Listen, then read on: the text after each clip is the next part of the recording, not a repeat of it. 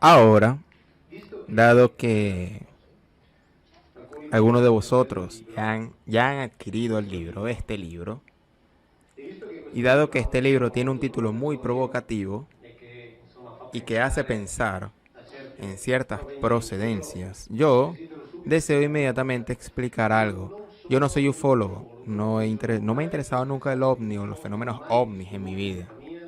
Nunca he visto un ovni, ni siquiera vi nunca lo que los ufólogos de profesión llaman orbs, los globos de luz. Entonces, si alguien me pregunta, en tu opinión, ¿existen los ovnis? Yo voy a decir, yo no lo sé. Aun cuando esta portada elegida por el editor, muy comercial, haría pensar lo contrario. Entonces, ¿de dónde proviene este libro? Proviene de una actividad que no es un trabajo, porque de este trabajo obviamente no se vive, que es de traductor del hebreo masorético, es decir, traduzco por encargo para Edición y San Paulo.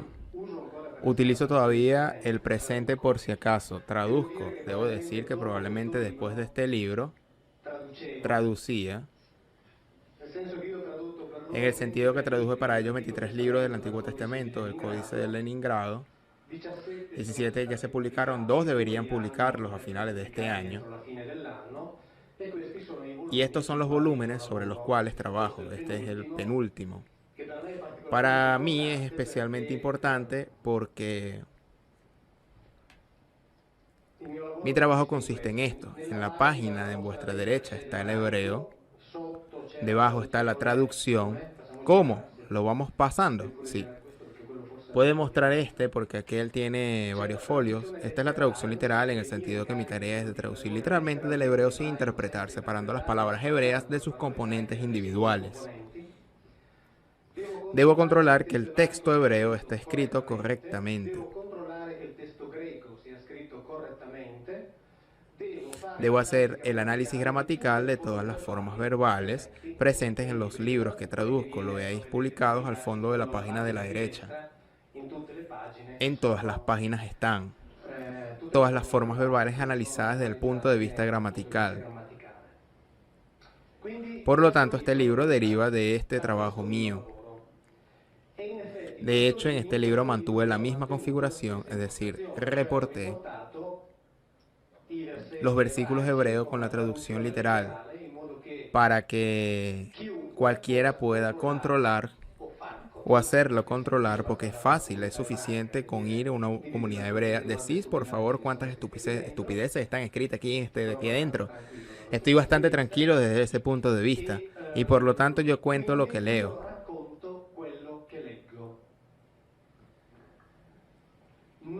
No tengo verdades, no tengo mensajes que dar. En estos meses fui contactado por de todos, organizaciones de todo tipo, incluidos los realianos, que primero me pidieron si estaban con ellos, y cuando les dije que me gusta demasiado pensar con mi cabeza como para tener un jefe que me dice dónde está la verdad. Y entonces luego me acusaron de querer construir una organización en contraste con la de ellos. Y les dije que yo tengo mucho respeto por el pensamiento de los demás, para pensar que alguien pueda seguir mi pensamiento. También porque si algún desdichado me dijese, mire, yo quisiera, digo, no, mire, ve por tu cuenta porque yo no sé dónde voy. Por tanto, no vengas detrás de mí. Ni siquiera si se voy.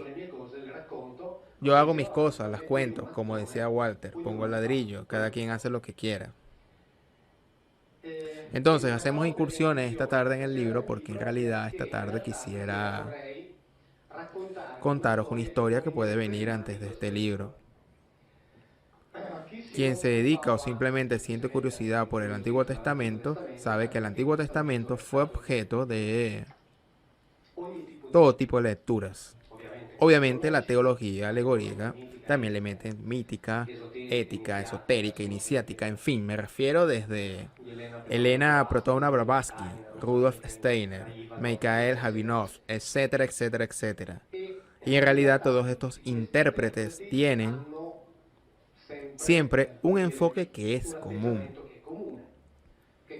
que es el decir, el Antiguo Testamento se escribe así, pero en realidad quiere decir esto otro. Cuando el Antiguo Testamento se escribe así, en realidad quiere decir esto otro. Yo por el trabajo que hago, por el contrario, obviamente algunas vías de estudios que hacen de corolario este trabajo, o dado que, por ejemplo, había uno de los más importantes comentaristas judíos, que era Rashi de Troyes, alrededor del 1000 después de Cristo, decía que a las palabras de la Torá, al Antiguo Testamento, se les pueden atribuir incluso 70 significados distintos, pero hay uno que no puede no tener, que es literal.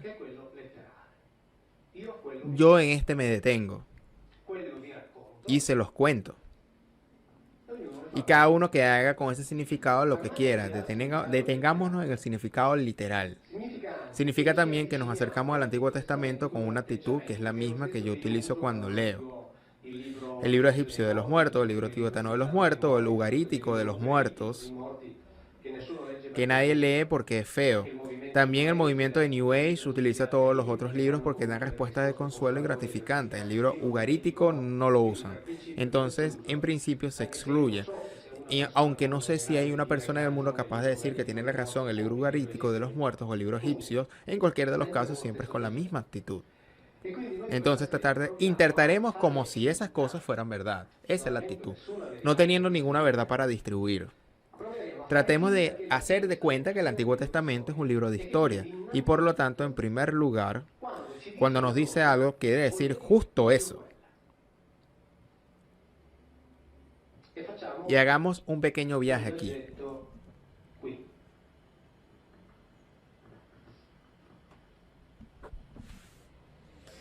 Debes darle play. Comenzar. Yo no soy tecnológico.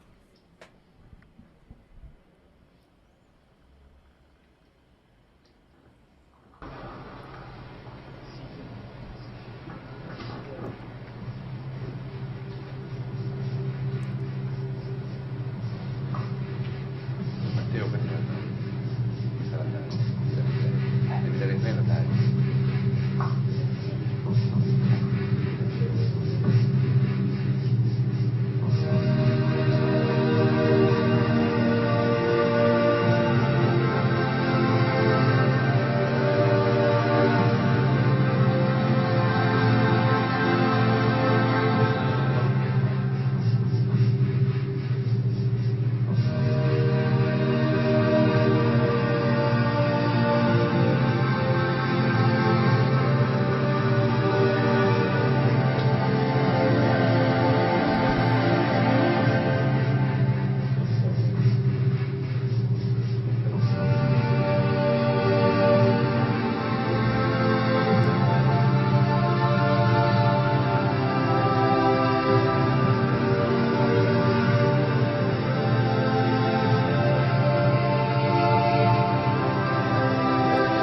Neguer.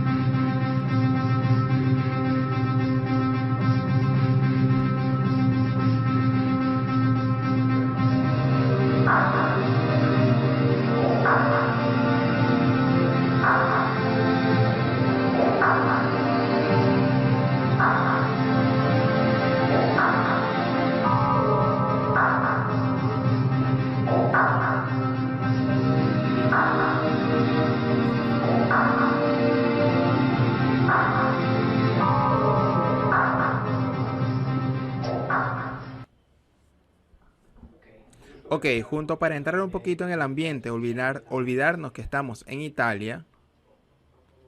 Ahí dice Sinaí.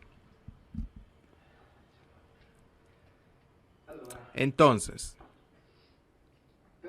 para hacer esto, es decir, para fingir, por lo tanto, hacer este juego muy serio, escojamos uno de los pasajes de la Biblia controvertidos, uno de esos que se dice y se piensa que no es posible que sea cierto, que son las plagas de Egipto. La salida de Egipto es el cruce del llamado Mar Rojo. Sabemos que este pasaje de la Biblia fue objeto de muchas interpretaciones, precisamente porque no es creíble.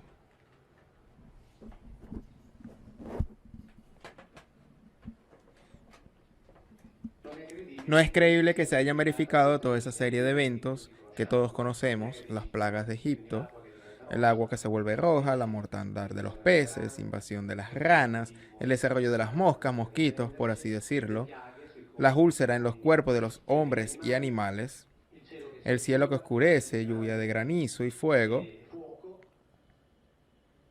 la invasión de las langostas, la muerte de los primogénitos, la más increíble de todas las plagas y el llamado cruce del Mar Rojo. Entonces nosotros fingimos, no poseemos ninguna verdad, pero hacemos un viaje que nos lleva al 1986, hace 24 años atrás, en África. Aquí estamos en Camerún, en el lago Nyos. 2 años antes de 1984, en el lago Manou, en Camerún, había ocurrido toda una serie de eventos. Lo que decimos, entre otras cosas, porque aquí haremos un viaje que nos llevará a Grecia. Son obviamente el conjunto de una serie de estudios, de análisis de lecturas, que hicieron varios estudiosos, por ejemplo, Simcha Jacobovici, y luego Steinman, Manfred Viatak, John Pellegrino, Dumas Christos y muchos otros. Entonces, como en 1984 se produjeron una serie de eventos que había escapado de los eruditos 2 años después, podríamos decir que afortunadamente en el lago Nyos, en Camerún, volvieron a producirse estos eventos y obviamente los estudiosos fueron de inmediato y allí. ¿Y qué sucedió en ese lago?, preguntaron. Aquí tenemos otras. Y aquí una noche las aguas se volvieron rojas. Y se volvieron rojas no por la formación de algas, como sucede por ejemplo en ciertos lagos de Trentino. Para los sismólogos que fueron a comprobar el fenómeno por efecto de eventos sísmicos subterráneos, que devolvió a la superficie a causa del escape de gas el hierro que estaba depositado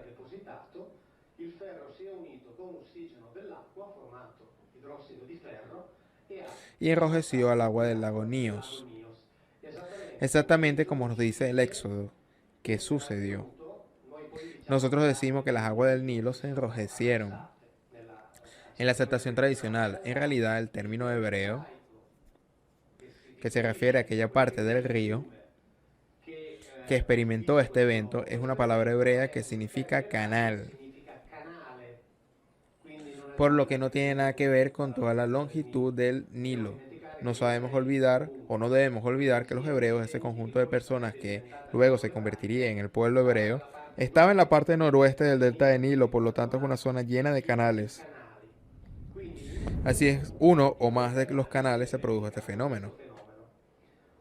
Obviamente, ¿qué sucedió? Como nos lo cuenta el Éxodo, aquí en Lago Nilo sucedió que las aguas empobrecidas de oxígeno determinaron la mortandad de los peces, que fue exactamente la segunda plaga, llamémosla así, que ocurrió en el lago Nilo, exactamente como el Éxodo que nos cuenta que ocurrió en Egipto.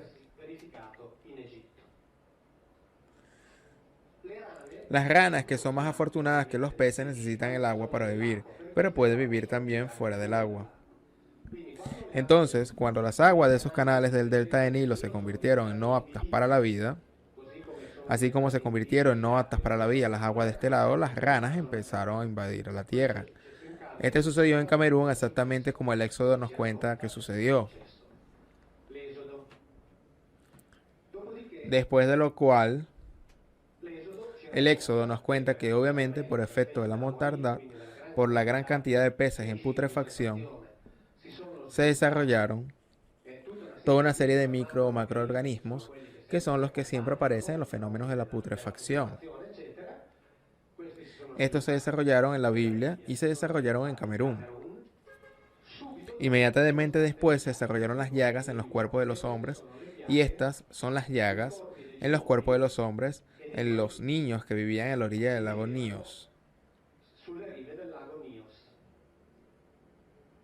Los médicos que las estudiaron atribuyeron estas llagas a 2 tipos de causas.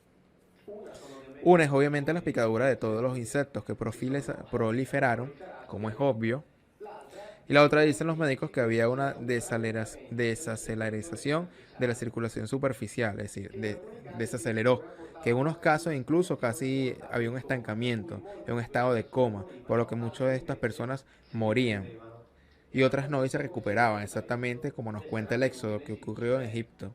Es decir, cuando se desarrollaron las plagas, después de todos los fenómenos que vimos antes, las personas del delta del Nilo murieron, otras en cambio sobrevivieron. Así que tenemos la sucesión continua igual verificada hace 26 y 24 años atrás. Estas son probablemente las plagas que los autores, a quien se recordaba, los autores del Éxodo, vieron en los cuerpos de los hombres, en el delta del Nilo.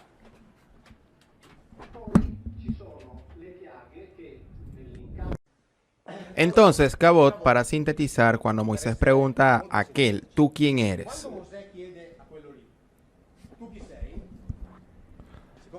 Como tenían una relación un poco conflictiva, le dice también, yo necesito entender que tú eres capaz de mantener las promesas que nos estás haciendo.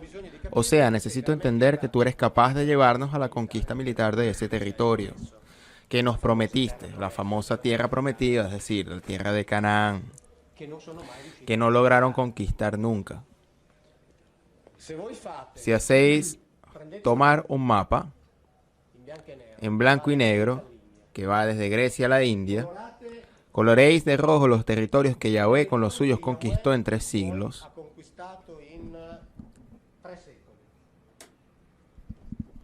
Y coloréis de verde el territorio que Alejandro Magno conquistó en 3 años. ¿Entendéis la diferencia entre las capacidades de Alejandro Magno y las de Yahvé?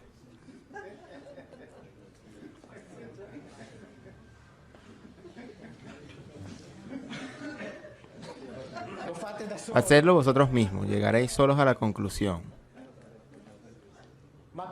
¿Pero por qué? Porque Yahvé podía conquistarse aquellos pañuelitos de tierra porque sus jefes no le habrían permitido levantar la nariz. Él tuvo que conquistarlo en los momentos de distracción de sus colegas que gobernaban en Egipto y de los que gobernaban en Asiria y Babilonia, que eran infinitamente más poderosos que él. Después, si queréis, leemos un poquito del capítulo 24 de Josué, donde todo esto está escrito. Si queréis, lo leemos.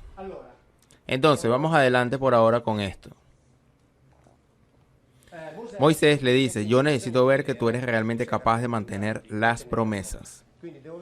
Por lo tanto, tengo que ver tu cabot, que es traducido como gloria, o sea, sería, tengo que ver la gloria de Dios. Yahvé le dice, está bien, entiende las exigencias de Moisés y dice, está bien, mantengamos gloria, así al menos mi gloria te la muestro, sin embargo, mañana por la mañana. En el sentido que es necesario reservarla. Porque cuando Dios viaja, no se la lleva con él. Le dice, pero atención, si cuando yo paso, con mi gloria, paso, o sea, la gloria de una cosa que pasa, tú te encuentras delante, la ves allí delante y tú vas a morir. Si te la encuentras delante. Y Yahvé no puede hacer nada. Por lo tanto, Dios no es capaz de controlar los efectos de su propia gloria, que mata. Dice, pero si mientras yo paso, tú te escondes detrás de estas piedras y la mira por detrás, después de que haya pasado, no mueres. Por tanto, las piedras hacen lo que Dios no es capaz de hacer. Protegen contra los efectos de su gloria. Esto está en las Biblias que tenéis en casa. El Éxodo. Ahora aquí no estoy haciendo, porque debería ir adelante y atrás. Yo estoy haciendo la síntesis del relato, porque si no habría que saltar de un capítulo a otro. Entonces le dice también, cuando mañana por la mañana yo pase aquí sobre la altura, busca la manera que en las laderas no haya ni hombres ni animales, porque si alguien se encuentra allí va a morir. Por lo tanto, significa que la gloria de Dios mata dentro de una cierta distancia. ¿Por qué? Porque el pueblo que estaba más lejos de la llanura no sufre ninguna consecuencia. Quiere decir que la gloria de Dios te mata desde un cierto perímetro y de un cierto perímetro en adelante ya no te mata. Hacen así, la gloria pasa, Moisés se esconde, la ve por detrás, no muere, pero tiene la cara quemada. non muore, però ha la faccia bruciata. Tanto es así que dice la Biblia que cuando baja del monte, Se sta al sole, si está el sol, debe cubrirse con un velo que se puede quitar solamente cuando va a la sombra de las tiendas. la faccia perché Y la cara, ¿por qué? Porque como vestían con túnicas y turbantes, era la única parte del cuerpo expuesta. quindi la gloria di Dio Por tanto, la gloria de ti Dios, si te passa pasa vicino, cerca y sei tú estás ben bien nascosto, escondido, no te mata, pero te quema la piel. e va bene. Y está bien, paremos aquí. Quindi, Entonces pasa y hace todas esas cosas. quelli che sono sotto, tra l'altro, invece, no? Los que están abajo escuchan allá arriba ruidos fuertísimos como truenos Come di tuono o rumori di una y el ruido de una gran masa de agua mientras pasa Yahvé con su cabot. mentre passa Yahweh con il suo kavod. Mentre passa. Mientras pasa Ruach, Ruach, siamo nel libro di vamos al libro de Ezequiel. Il libro di Ezechiele, El libro de Ezequiel nos dice que estaba en la orilla del río Quebar. anche qui dobbiamo saltare. También aquí tenemos que saltar del capítulo 1 al 8 y al 10, si no pasamos toda la tarde buscando estas cosas en las que non c'è creazione nella Bibbia. no hay creación en la Biblia, están todas en una lista. Libro, no hay creación en la Biblia. Entonces dice que ve llegar del norte el Ruach de los Elohim, Il Ruach degli Elohim. Quindi il Ruach. o sea, el Ruach sería el espíritu en la traducción, el espíritu de Dios, y llegó acompañado por un viento de tempestad. Di tempesta. Quindi lo spirito Por di Dio tanto, el espíritu de Dios llega del norte, quiere decir que el este, el sur y el oeste no está. arriva facendo un Llega haciendo ruido, llega teniendo debajo 4 ruedas, quattro robe che Ezechiele chiama que Ezequiel llama Hayot, es decir, cosas con vida. viventi perché Vivas porque están 4 cosas que llegan con el espíritu, si staccano, se desprenden y son capaces de moverse solas. hanno un sistema Tienen un sistema de ruedas concéntricas, las más internas es llamada Girhal, que quiere decir rueda llameante que gira rápidamente cuando se mueve y hacen ruido. Cuando se mueven hacen ruido. quando si muovono fanno Cuando se mueven hacen ruido y dice Ezequiel que giran sin necesidad que las ruedas se deban girar. No necesitan que nadie las gire.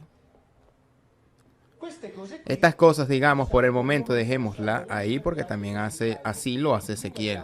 Por lo tanto, tenemos el espíritu que llega del norte con gran ruido, con viento de tempestad. Esas 4 cosas que se mueven por sí mismas. Después, sucesivamente, otra vez Ezequiel mira regresar el Ruach. Ezechiele vede tornare il Ruach, sale su Sube el Ruach y o sea, sube el espíritu de Dios, que lo lleva sobre una ciudad que normalmente se interpreta como Jerusalén, pero intesa come Gerusalemme, ma si puede no se puede asegurar, lo llevan sobre una ciudad.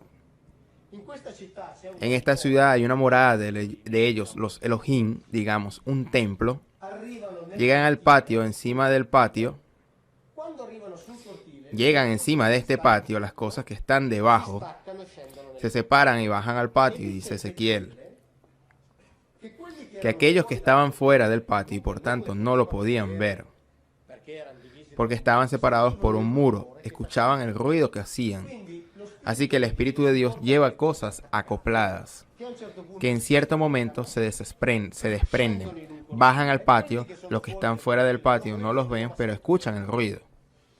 El Espíritu de Dios se desplaza un poco, va al centro, hacen algo, cose ritorna su vuelan sobre la vertical de aquellas cosas que dice Ezequiel, vuela sobre la vertical y elevan las alas, se meten bajo el Ruach. sotto il Ruach e il Ruach El Ruach con sus 4 cosas se alza y va a posarse sobre una altura que se encuentra fuera de la ciudad. su un'altura che si trova fuori dalla città. Quindi questo fa Por tanto, esto hace el Espíritu de Dios. Ezequiel dice, el Ruach de los Elohim es como el cabot de Yahvé. come il kavod di Yahweh. Cioè, O sea, son la misma cosa. ma la cosa Pero lo bueno es que Ezequiel dice explícitamente que la otra vez volta sentì un escuchó un gran ruido detrás de su espalda. piena e il rumore Y el ruido lo hacía el cabot mientras se alzaba.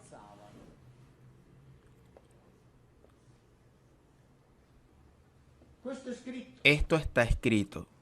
ho facciamo finta O hacemos como que es verdad o decimos que son todas fábulas. Entonces, si decimos que son todas fábulas, tendremos en cuenta que la Biblia, no solo esto, nos cuenta un montón de otros cuentos, un montón de fábulas. Entonces, Cabot y Ruach son la misma cosa. si muovono con Se mueven con viento de tempestad, hacen ruido. il ruach, il El Ruach tiene además debajo estas cuatro cosas que se separan, se mueven por sí mismas. oppure Y también se mueven acopladas al Ruach, que sería el Espíritu de Dios. Por tanto, tiene piezas que desprenden o que se desprenden. Esto dice la Biblia, o sea, quiero decir, de lo contrario comenzamos a decir que, vale, cuando la Biblia dice algo tengo que decir otra, entonces dejémoslos de leer. De verdad, dejémoslas de leer. ma c'è di più. Pero hay más, que la segunda vez que Ezequiel ve esta cosa, Roba qui con i quattro con las cuatro piezas, dice expresamente, aquí estamos en el capítulo 3 del libro de Ezequiel, ¿ok? Dice, ahí entendí que los hayot, que esas cuatro cosas eran los querubines. Lo dice Ezequiel en el capítulo 3. Aquellas cuatro cosas que se mueven por su cuenta, con las ruedas concéntricas, ya entendí, esos son los querubines. e la Bibbia Y la Biblia dice que el libro de Samuel, que Yahweh, en el querubín, vino se desplazaba estando sentado como se está sentado a caballo. Así. e i cherubini Y los querubines viajan acoplados a esa cosa. Y en el libro de Samuel, cuando David llama a Yahvé porque encuentra dificultad en la batalla, Yahweh interviene Yahvé interviene, llega con esta cosa de aquí, que allí es llamado Ruach. chiamato ruach e Y en Ezequiel, desde un punto de adelante, los dos términos son usados simultáneamente. contemporaneamente una volta lo chiama Una vez se llama Cabot, otra vez se llama Ruach, porque es la misma cosa. questa roba che Esta cosa que viaja, llega al norte, produce viento de tempestad, hace ruido, gli fa rumore lo hace ruido detrás cuando se eleva, etcétera, etcétera, etcétera. Entonces Yahvé llega con su Ruach y dice el texto. salì su Subió un querubín, entra en combate de la batalla, agarra a David y lo lleva a salvo. e c'è scritto Y está escrito en la Biblia que tenéis en casa, e Yahweh que Yahvé en el querubín lo vieron volar en el fondo de las alas del Ruach. cioè lo spirito O sea, el Espíritu de Dios estaba allá arriba, Yahvé en el querubín vuela y desde abajo lo ve en el fondo de las alas del Espíritu de Dios. Esto está escrito en la Biblia que tenéis en casa. che avete in casa non sto parlando No estoy hablando que he citado una sola vez mis traducciones. vi dico soltanto Os digo solamente que Cabot en hebreo significa pesado. O socorrido, ha socorrido a David, Yahvé en ese, sí, exactamente. Significa pesado, según el doctor Benner. Jeff Benner, fundador del Centro de Investigación Antiguo Hebreo. Jeff Benner escribe que este era el instrumento, el arma con el cual Yahvé combatía. No es por casualidad, este es en un hebreo, ¿eh? No es casualidad que Moisés le diga, tengo que ver tu Cabot. cioè devo vedere O sea, tengo que ver cuál es el instrumento que usarás para conducir militarmente a la conquista de aquel territorio. e lui glielo fa vedere Y él se lo hace ver. e quella roba lì Y esa cosa allí dice Ezequiel en el Ruach. cioè O sea, claramente un objeto volador que se mueve, hace ruido. se ti passa Si te pasa cerca, te mata. Si no estás al reparo, ci può essere puedes subir encima. Tiene debajo acopladas cosas que pueden usarse como medios de locomoción, monoplaza. questa roba qui Esta cosa, dice Ezequiel, tiene una cúpula dentro de la cual hay como un trono, o sea, un gran asiento. sedile e dice che Y dice que desde dentro se veía una forma como una forma de Adán. O sea, la cúpula transparente y dentro el piloto. questo dice Ezechiele Esto dice Ezequiel ma con assoluta con chiarezza absoluta claridad, con absoluta tranquilidad. non nasconde nulla No esconde nada. Y Ezequiel sube en esa cosa. e si spo- Perdona, Ezequiel, estaba leyendo mientras lo decía y no lo encuentro. Ah, bien, capítulo 1, capítulo 3, capítulo 8, capítulo 10. Por esto que no los hago leer, porque de lo contrario tendríamos que pasar toda la tarde buscando esto. Lo que no significa, lo repito porque que Dios no exista, no significa eso, porque yo de Dios no sé nada. Yo no tengo la certeza de los ateos. Tanto es así que entre mis enemigos hay muchos ateos, aunque pueda parecer extraño. Porque hay ateos que son dogmáticos tanto o más que los creístas o los fideístas. Por tanto, hay muchísimos que intentan masacrarme, también ellos. No tengo la certeza de los ateos, yo de Dios no sé nada y yo nunca hablo de ello. Cuando digo que la Biblia no habla de Dios, no quiero decir que Dios no existe, digo que ese libro no se ocupa, punto. Pero el hecho de que ese libro no se ocupa no quiere decir que Dios no existe. Si Dios existe o no existe es algo que concierne a la fe, a vuestra fe. Cada quien se mida con su conciencia. Que quede claro. Los mundos espirituales son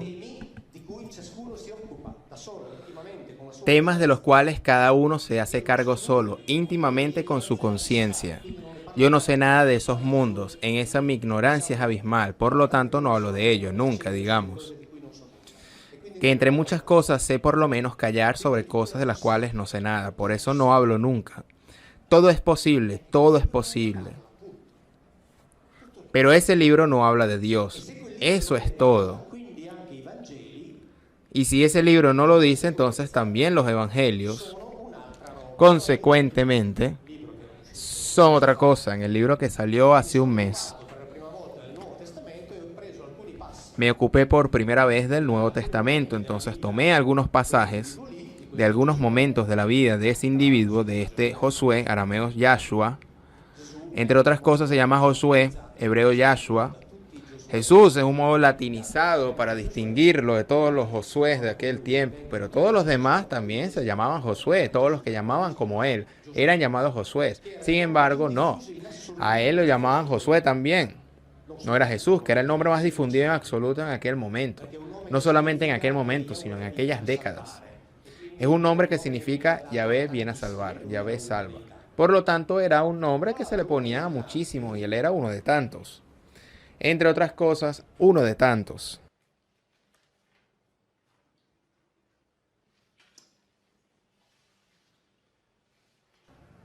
Uno de tantos y era considerado tal también por muchos de los cristianos en aquellos tiempos. Tanto es así que cuando Celso, que es uno de los grandes heréticos, en el sentido que cuando se estableció la verdad, cualquiera que no dijese esa verdad, era considerado herético y su obra debía desaparecer y ser quemada. Celso, cuando nos habla de estos primeros grupos de cristianos, nos dice en su libro El discurso verdadero del quinto tipo, o del quinto libro, habla de los cristianos.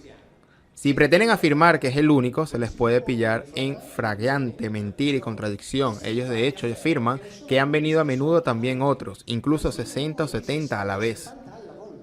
Y dicen también que sobre su misma tumba vieron otro mensajero. Y según una versión distinta vieron a dos. Y le respondieron a las mujeres que habían resucitado. Y el Hijo de Dios al parecer no fue capaz de abrir él solo la tumba. Necesitó a otros que movieran la piedra por él. Y otro mensajero se presentó al carpintero por el embarazo de María. Y otro para hacerles escapar a Egipto. En los primeros años del cristianismo había cristianos que decían que Jesús no era más que uno entre decenas de mensajeros que habían sido mandados. Después tomó el control la teología monoteísta y entonces terminó todo. Pero eso está también. Y en el último libro, cuando se habla del embarazo de María, llevé texto coeli a los evangelios, donde se habla de la sospecha que José tenía, no tanto sobre María, sino del hecho que María hubiese sido engañada por alguien que se hizo pasar por otro. Pero de estas cosas obviamente no se hablar. No se debe de hablar.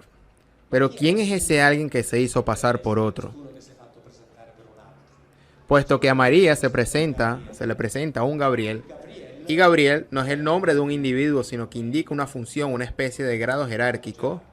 Significa un Geber de un él, es decir, uno que ejercita el poder en cuenta de un él, una potencia de un él. Por lo tanto, un Gabriel se encuentra con María y ella queda encinta sin conocer hombre. Es decir, se encuentra con alguien que era verdad que ejercitaba el poder por cuenta de un él, o con otro que se hizo pasar por uno que ejercitaba el poder por cuenta de un él. Y cuando lo encuentra le dice en griego, así está escrito en los evangelios, kairé kahiratomené. Es decir, alégrate, y traducido karikotomené es llena de gracia. Pero esta palabra es un adjetivo que deriva del perfecto medio pasivo del verbo karitó, hacerse bellos, lindos físicamente. No llena de gracias, sino de gracia, de belleza, de elementos que hacen que seas guapo y puedas gustar. Y ese saludo podría ser: alégrate tú que te has hecho bella, porque te elegimos a ti para hacer lo que debemos de hacer. Y él podría ser uno de tantos implantes que ellos han hecho a través de los siglos. Porque karitomené literalmente significa eso. Si luego quien quiera hacer una lectura teológica, pues que haga una lectura teológica. ¿Quién soy yo, asqueroso materialista, lo leo así? Yo soy el que lo leo así. Y esta lectura está en perfecta línea coherente con todo lo que nos cuenta el Antiguo Testamento. Repito, no sé si es verdad. Porque, atención, es siguiendo el sentido común, es según la lógica, es coherente. Después, si es verdad o no, eso yo no lo sé. No lo sabe nadie. Yo lo digo que no lo sé. Yo lo digo que no lo sé porque no tengo las pruebas. Son otros que las tienen, las pruebas probadas, yo no. Estimo mucho a los que tienen las verdades probadas, yo no las tengo. Pero también existe esto. Entonces hace falta, ¿cómo decirlo?, leer las cosas y ver si tienen su coherencia. Es decir, el hagamos cuenta que es verdad, puesto que no sabemos, no lo hemos ni siquiera leído. Y si hacemos como si fuera verdad, los autores bíblicos, que no sabemos quiénes eran, nos hayan querido decir lo que está literalmente escrito. Es una lección metodológica. O sea, hagamos como si las cosas fuesen así y veamos qué cosas salen. Bien, hace algunos años que lo hago y parece que el cuadro, desde mi punto de vista, obviamente, aparece un cuadro cada vez más coherente. Tiene un sentido que resulta evidente sin la necesidad de introducir las categorías del misterio de la fe, misterio de Dios. Estas cosas no se pueden entender, entonces no. Se puede entender todo. Se puede entender todo y tiene su lógica. Repito, porque en esto quiero ser claro. El hecho de que tenga su lógica no significa que sea necesariamente verdad. Porque no lo sé, seguramente sobre esto no tengo dudas. Es mucho más verdad de lo que cuentan estos de aquí. Por eso les digo, leer los libros de la teología con la Biblia al lado. Hacerlo también con los míos, verificar cada coma que escribo, por favor. Pero verificar también cada coma que escriben ellos. Y luego elegís vosotros. Porque lo único que importa es lo que vosotros elegís. Podéis elegir lo que os haga sentir bien, porque lo importante es pasar una vida digna. Por lo tanto, elegir lo que os haga sentir bien, pero elegir conociéndolo. Porque si no, se corre el riesgo precisamente de creer, por ejemplo, como lo es el pecado original. Y esto lo dicen ellos. No existe. Y después se sigue adelante. Pero entonces la Biblia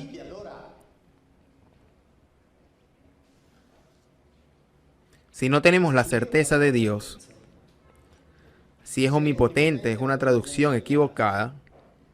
La Biblia, por ejemplo, habla de la palabra eternidad. La palabra eternidad la encontraréis un montón de veces. ¿Por qué? Porque si habla de Dios, Dios por fuerza tiene que ser eterno, por tanto el concepto de eternidad es inevitable. La palabra que es traducida como eternidad en hebreo es olam. Este es el Diccionario de Hebreo y Arameo Bíblico de la Sociedad Bíblica Británica y Extranjera, SBBE. Uno de los autores es Daniel Garrone, que estaba allí sentado a mi izquierda. La palabra olam, que es siempre traducida con eternidad, siempre escuchar lo que está escrito. Quiero que lo leas tú. ¿Qué dice aquí? No traducir con eternidad. Entonces, los diccionarios está escrito, no traducir con eternidad. ¿Cómo lo encontraréis traducido? Siempre como eternidad. Pero si está escrito en los diccionarios, al igual que omnipotente, ¿queremos dejar de traducir como eternidad entonces? Por favor, dejamos de hacerlo. Porque está escrito incluso en los diccionarios. Pero aquí, entre otras cosas, lo curioso, ¿sabéis qué es? Sobre esto hemos dialogado los señores y yo. No traducir con eternidad, dice el biblista Valdese, que él se sorprende, el hecho de que Biblino se sorprenda por esto, porque por lo que a mí concierne, tiran una puerta abierta, todos los diccionarios, todos los grandes diccionarios dicen eso, incluidos los diccionarios teológicos. Pero, porca miseria, si todos los diccionarios dicen eso, vamos a quitar la palabra eternidad de la Biblia de una buena vez por todas. ¿O no? ¿O yo soy el que me invento las traducciones? Porque luego de este mundo de aquí, de estos de acá, vienen los grupos que me atacan y dicen, Biliglino inventa. Viene de estos de aquí, de estos de aquí. Si yo digo que no se habla de eternidad, yo invento. Si está escrito en los diccionarios, incluidos los diccionarios teológicos, pero entonces, como omnipotente, vamos a quitar la palabra eternidad. Tardamos 10 segundos. 10 segundos después salen las Biblias ya sin la palabra eternidad, sin la palabra omnipotente. Pero me doy cuenta que podría ser un problema, ¿no? Mauro